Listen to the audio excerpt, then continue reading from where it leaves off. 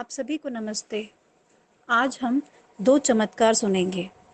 चमत्कार से पहले भगवान का आज का चिंतन।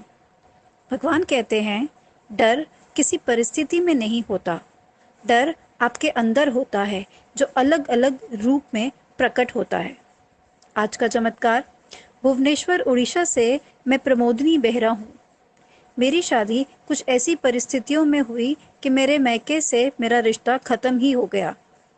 5 साल गुजर गए पर रिश्तों में कोई सुधार नहीं हुआ। कुछ साल पहले मेरी बहन की शादी हुई और जाहिर सी बात है मैं उसमें शामिल नहीं हुई। माता पिता से दूरी के कारण मैं दुखी रहती थी। मेरे पति की आमदनी भी बहुत मामूली ही थी। हम लोग आर्थिक कठिनाइयों के साथ एक बहुत साधारण जीवन जी रहे थे।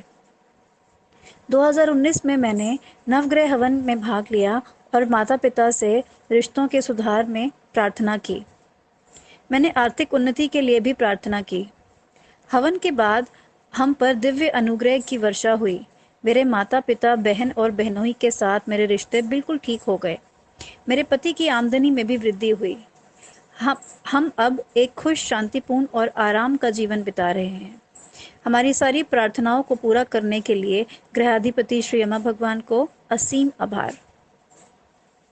आज का दूसरा चमत्कार। भुवनेश्वर उड़ीसा से मैं श्रद्धांजलि साहू हूँ। श्री अम्मा भगवान के अनुग्रह से मैं एक निजी महिला कॉलेज में प्रिंसिपल बन गई, परंतु औरों के सामने मुझे एक डर सा लगता था। मुझ में खुद निर्णय लेने की क्षमता नहीं थी और मैं हमेशा औरों से सलाह लेती रहती थी। जल्द ही मैंने पाया कि लोग मेरी इस कमजोरी का फायदा उठा रहे हैं। 2016 में नवग्रह हवन में भाग लेते हुए मैंने अपने लिए नेतृत्व करने और निर्णय लेने के गुणों के लिए प्रार्थना की। मैंने डर से मुक्ति के लिए भी प्रार्थना की।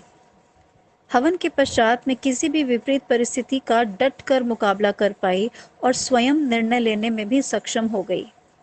मैं सच्चे मायने में लीडर बन गई। तब से मैं हर साल नवग्रह हवन में भाग ले रही हूँ। ग्रहाधिपति श्री अम्मा भगवान के अनुग्रह से मैं अपना कार्य कुशलता से कर पा रही हूँ। मैं कॉलेज में अनुशासन भी रख पा रही हूँ। विद्यार्थियों की दैनिक उपस्थिति बढ़कर 90% हो गई है। अध्यापक ज़्यादा व्यवस्थित ढंग से काम कर रहे हैं।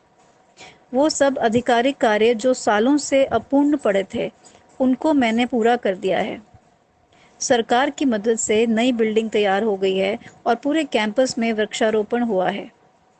इन सब उपलब्धियों के लिए श्री अम्मा भगवान को सहृदय आभार। उनके चरण कमलों में सर्वदा। धन्यवाद।